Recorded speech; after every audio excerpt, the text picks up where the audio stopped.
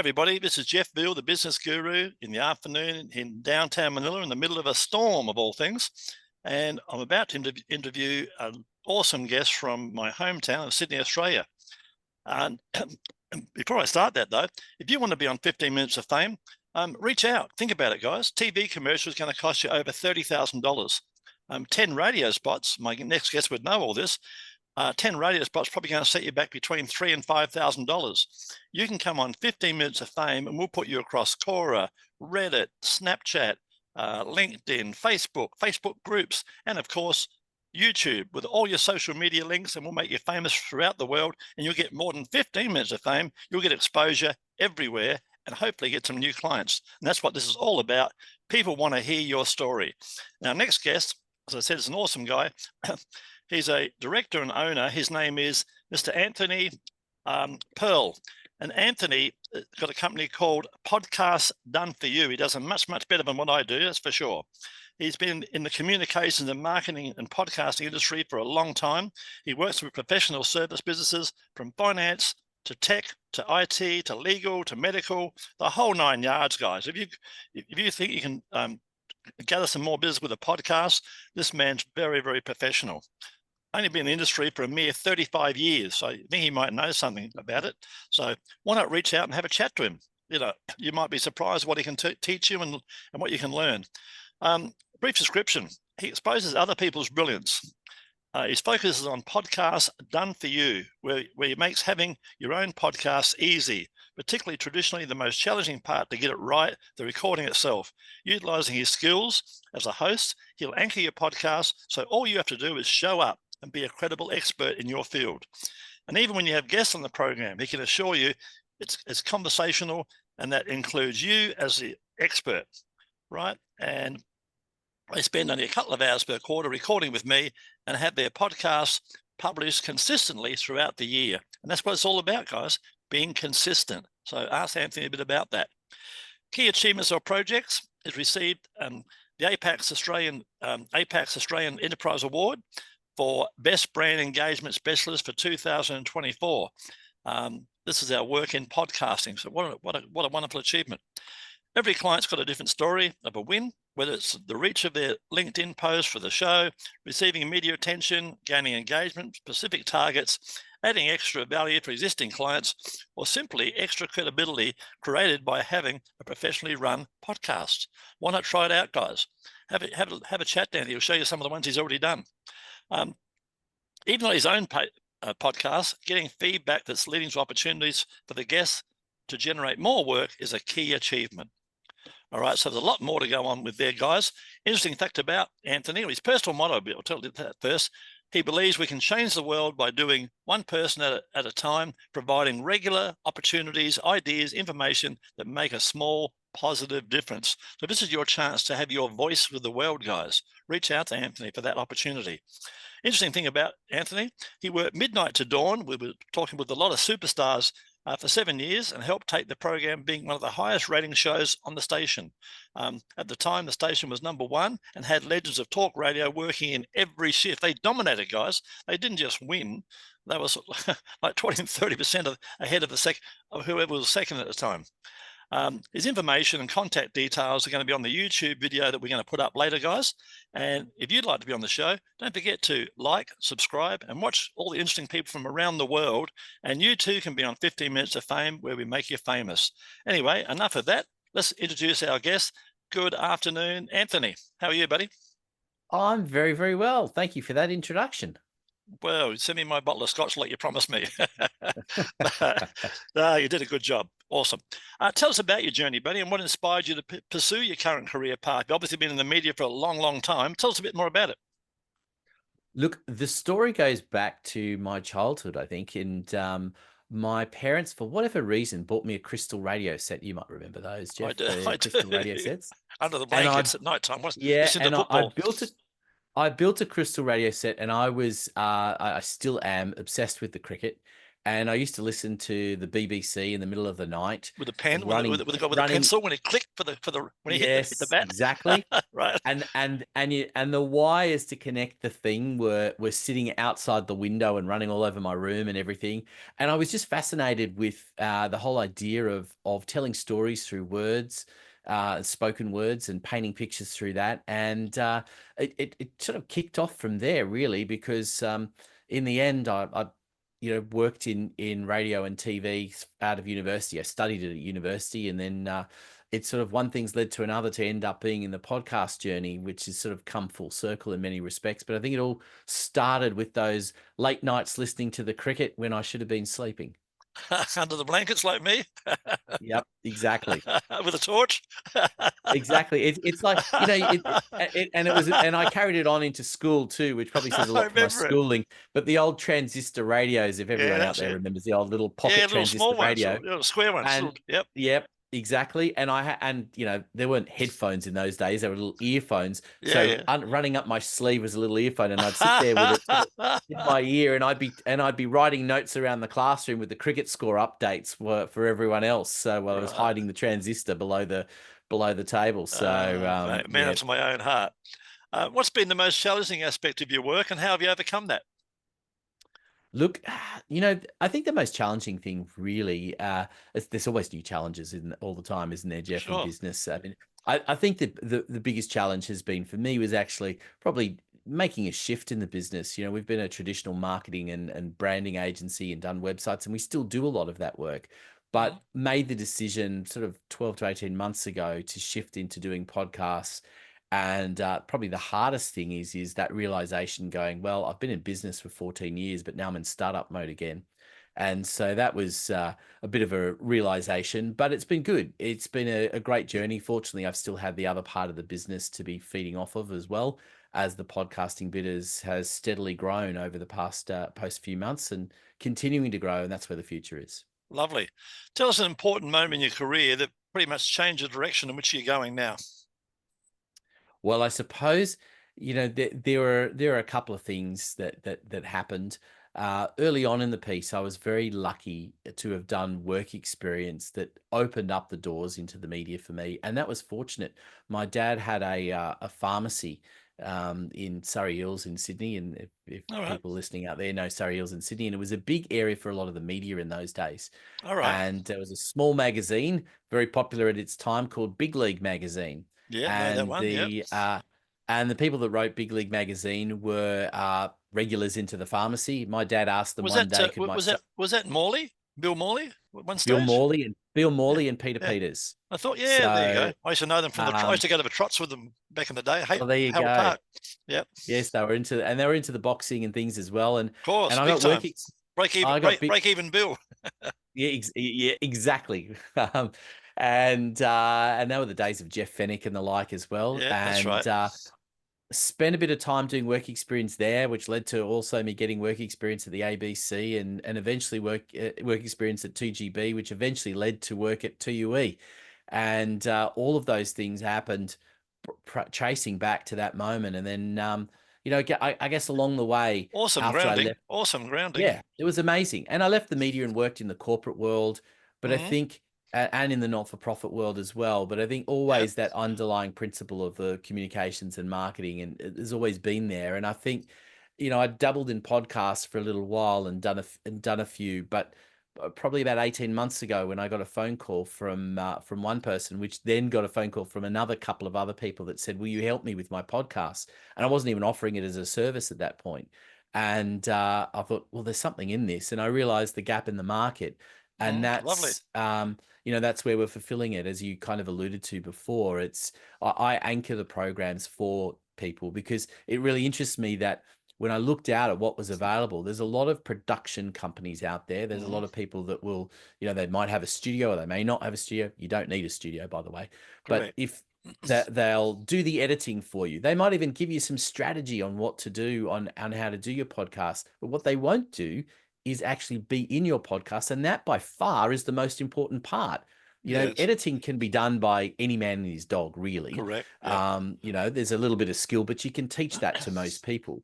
And the strategy is kind of a one-off thing. And you can do that. That's not difficult. And I do that with people. But the hardest part is when you turn the microphone on and having a conversation to make sure that the person whose podcast it is an expert. As you know, Jeff, doing the interview part of it means that you're focused on what the next question is. You're not focused on pushing yourself as the expert. So when you bring guests onto the program, all of a sudden, you've got this situation where you're so busy asking questions that That's you right. become probably a bad interviewer, which most people are because they forget that journalists trained for many years to be a good interviewer. Secondly, they become a supporter of the person that they're interviewing, or even worse, they become a fan. And what happens is their credibility completely nosedives and it's all about the guest. And then suddenly the whole reason you're doing the podcast disappeared. So by me anchoring the program, I make sure that doesn't happen. So the person whose program it is and will always be the expert on their own program. Fair enough.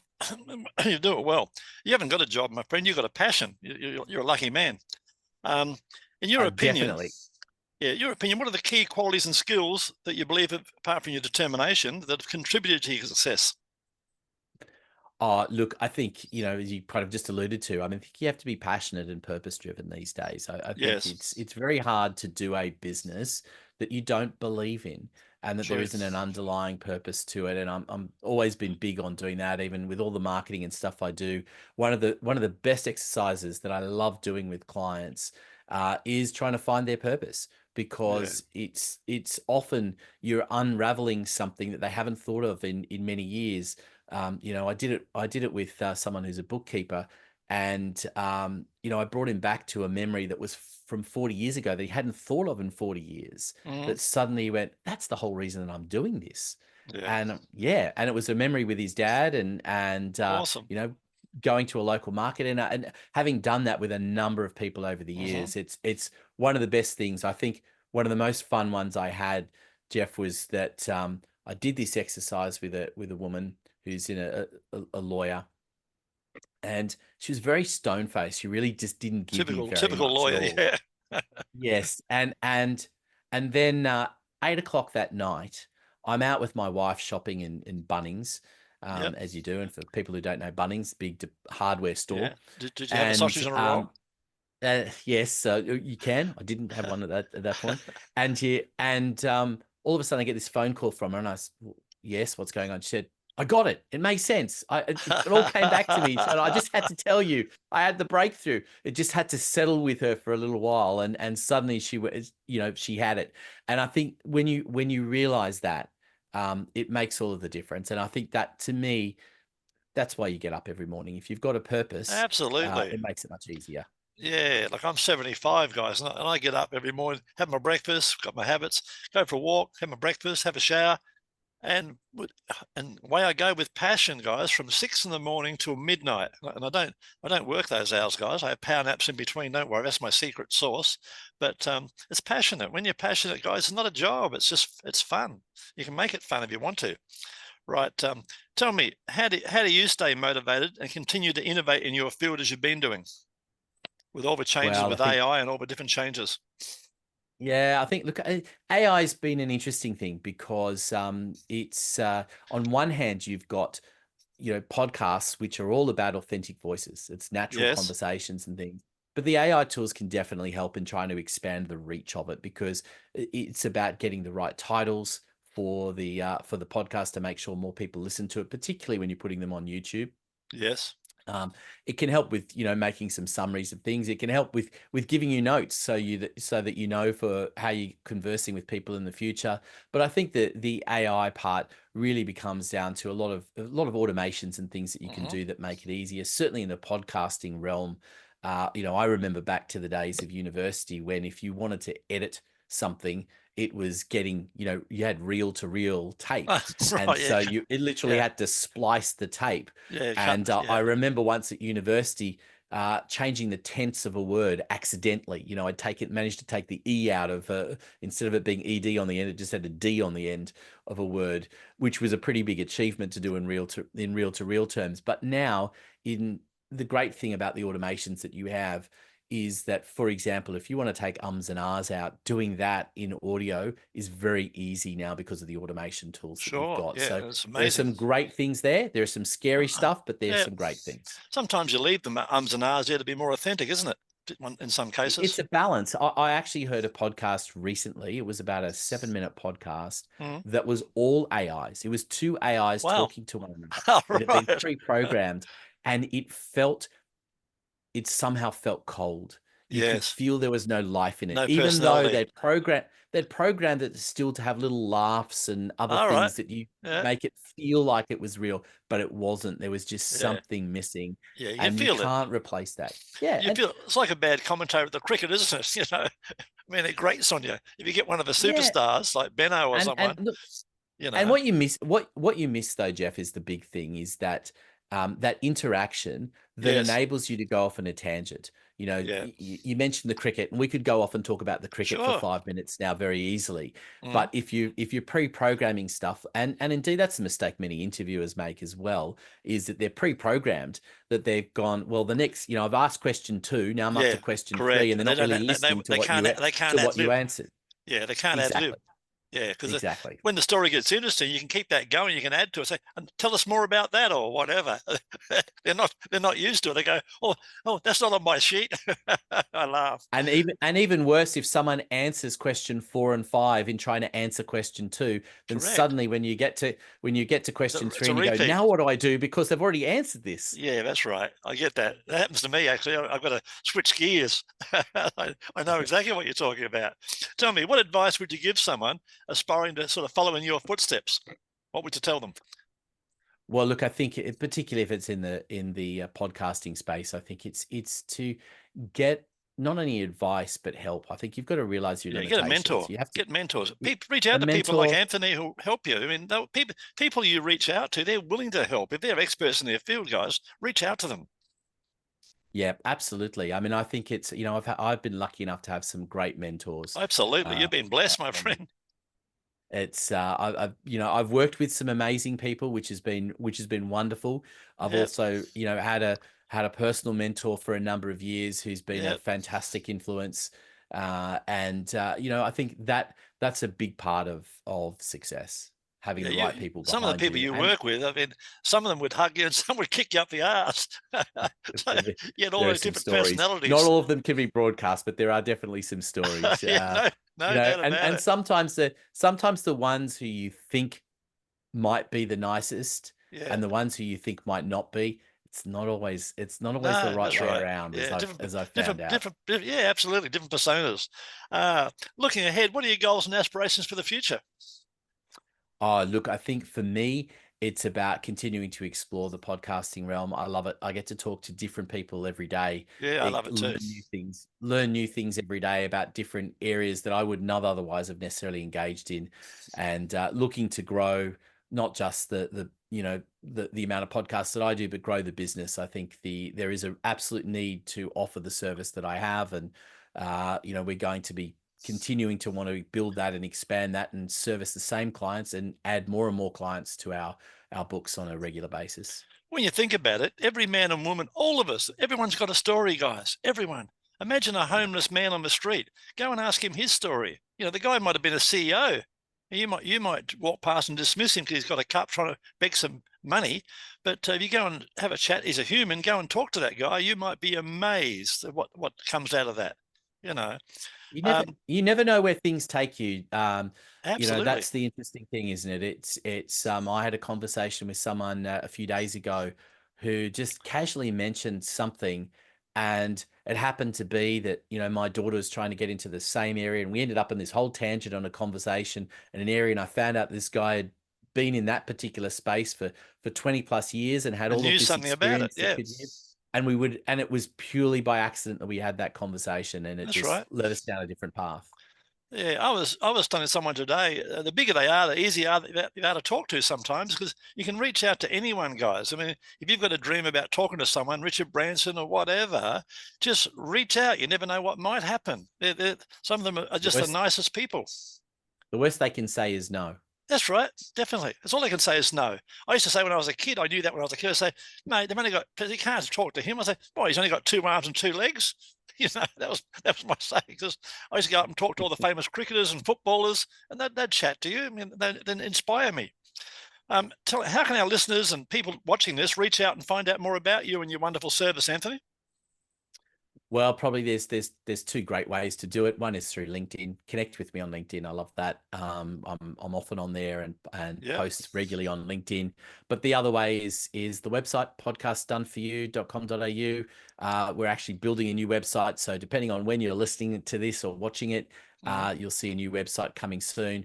But it certainly takes you to my main site, and you can book an appointment just from there. And let's catch up, let's chat, let's find out more about one another. And don't forget, when you do the new one, don't forget to drop the link. Go to the thing and drop the new link in as well. Or let me know, and I'll do it for you. Before we wrap it up, it'll still be podcast done for you. That's the great thing. Podcast done for you actually diverts to my at the moment is going to my existing website, but it will go to a brand new website, a standalone website in the coming days. Enough. Tell me, before we wrap it up, tell us a fun fact about yourself that not many people know. Well, you kind of alluded to a little bit earlier on. I worked midnight to dawn at 𝐷𝐢𝐻 in the heyday of its time as the #1 station. It was just such a wonderful place to be around. What a family! What a family! and I was very lucky that the program. I was brought into a program at the same time as the announcer. We started working together. We got on like a house on fire, and still do. We still communicate with one another. We only had one argument in 7 years, which is pretty amazing, of working closely together. Yeah, and that was over him. That was over him playing too much country music. And the ironic thing is now that I used to hate it, but now I quite like country music. So I must be getting older. But it was a wonderful experience. We took a program that really no one much was listening to being the #1 program on the station, which when you consider the big names that were in the breakfast and morning shows, that was some achievement. We were actually giving them a lead in by what we were doing. Yeah, I know. It was like war. It was like war in those days, wasn't it? Who had the best, the biggest and the best? It was like war. Well, they said when I was at university, when I first started at university, my course coordinator said to us on day one, said, if you only learn one thing from this course, understand what the plaque on my desk says. And this was about broadcast journalism, right? So his plaque on his desk said, "My ego is justified." And that sums up every one of those radio talkback announcers that they believe that their ego is justified. That's there was no smells in that building, guys. It was a very interesting place. Right. Thank you very much for being a guest today, Anthony. And anyone out there, if you'd like to be a guest on our show, please like and subscribe to our channel. You'll meet some interesting people from all over the world, and they've all got a story to tell, just like Anthony. His story resonates with me a lot, and it's an interesting story. Reach out to him, have a chat, whether you want a podcast or not. I'm sure he'll talk to the cricket. He'll talk to you about the cricket, whatever you want. But more importantly, if you want your podcast done in a professional manner, he's certainly the man to go to. Any last words, please, before we wrap it up, please, Anthony? Oh, Jeff, just to say thank you so much. It's been an absolute pleasure talking to you. We've got on like a house on fire. If only we could have put to air half the stuff we were talking about beforehand. Yeah, that's true. We'll do an R version one day. Yeah. All right, mate. Thanks very much for being on the show.